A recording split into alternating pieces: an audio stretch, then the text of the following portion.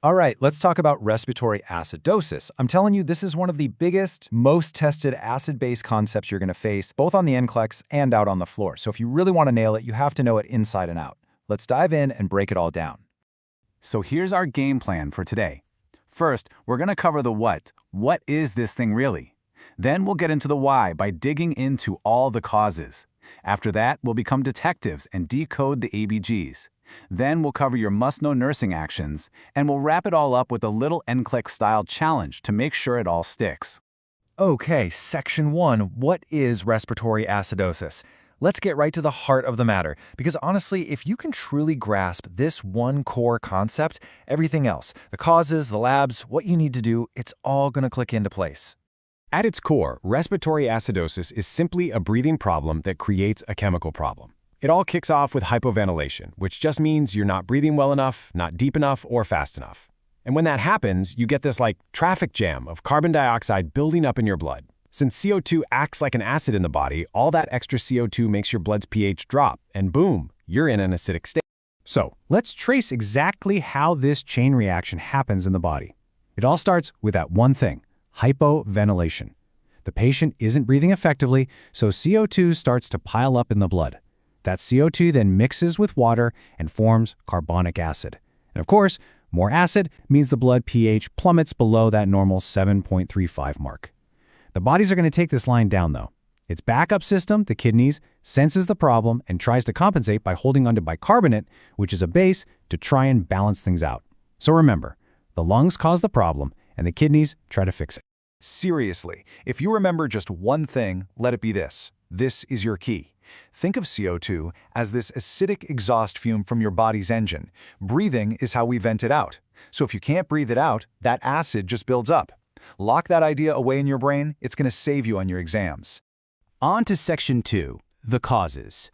So if we know hypoventilation is the main villain here, what's actually causing the hypoventilation? Let's put on our detective hats and figure out the usual suspects that you're going to see.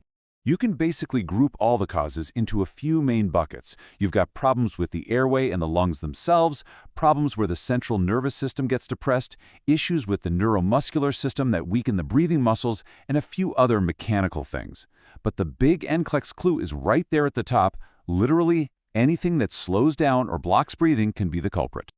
Now let's get specific. The number one cause you have got to connect with respiratory acidosis is COPD. It's the classic example. Why? Because with COPD, patients trap air, which makes it super hard for them to exhale fully and get all that CO₂ out.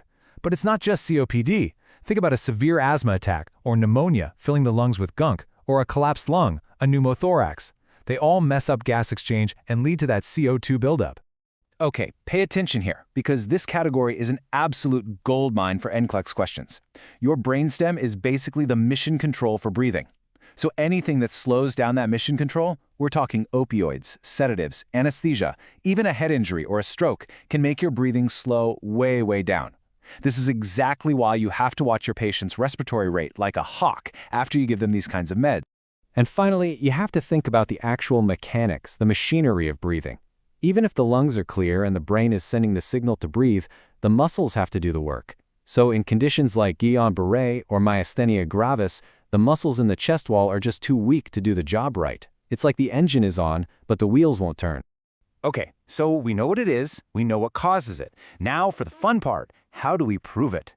This section is all about decoding those arterial blood gas results. This is the hard data, the lab work that gives us the definitive diagnosis. This right here is the classic signature for an acute or brand new case of respiratory acidosis. Just look at the numbers. The pH is low, it's acidic.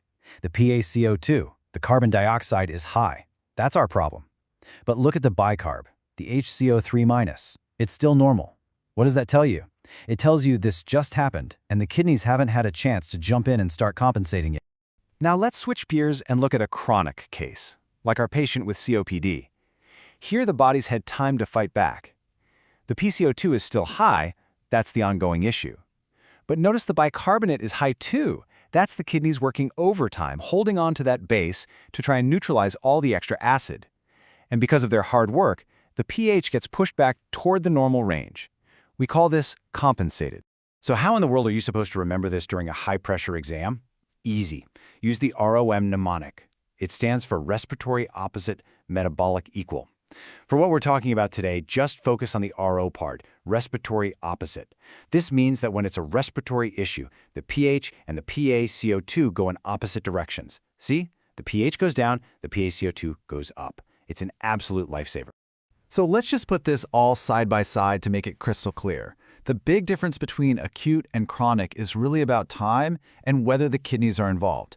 Acute is sudden, it's new, there's no compensation yet, so the bicarb is normal. Chronic has been going on for a while, like with COPD, so the kidneys have had time to kick in and raise that bicarb level to help out.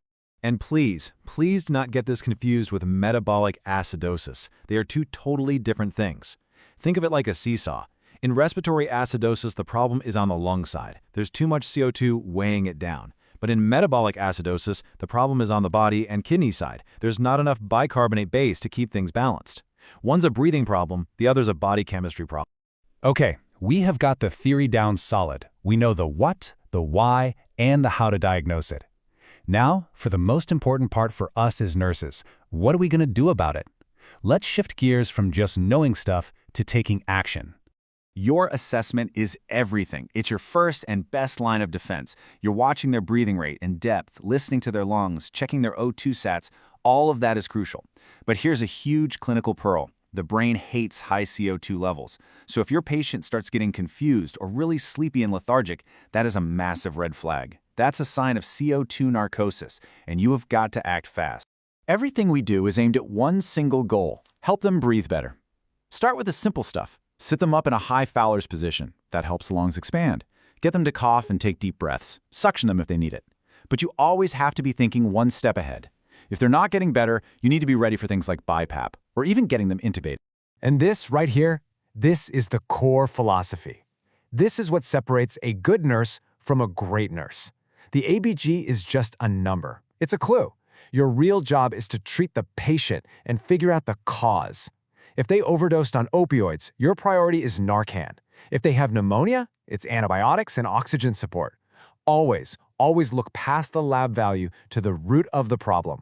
Okay, let's bring it all home. In this last section, we're going to hammer down the absolute must-know facts for your exam, and then we're going to apply everything we've learned to a real-world NCLEX-style scenario. This is where the rubber meets the road. These are your golden nuggets for the NCLEX. You need to know these cold. Respiratory acidosis equals hypoventilation. High CO₂ makes people confused. COPD is the poster child for this. The ABG signature is a low pH and a high PaCO₂. Your first priority is always airway and breathing. And please, remember this last one. It's a huge safety point. For your chronic CO₂ retainers, like in COPD, be really careful with high-flow oxygen. It can actually knock out their drive to breathe. All right, here's the situation. You've got a patient with a known history of COPD, and you notice they're getting drowsy. You call for a stat ABG, and these are the results you get back. pH is 7.32, PaCO₂ is 58, and the bicarb is 28. Just take a second, look at those numbers, and think about how they connect to what you're seeing in the patient.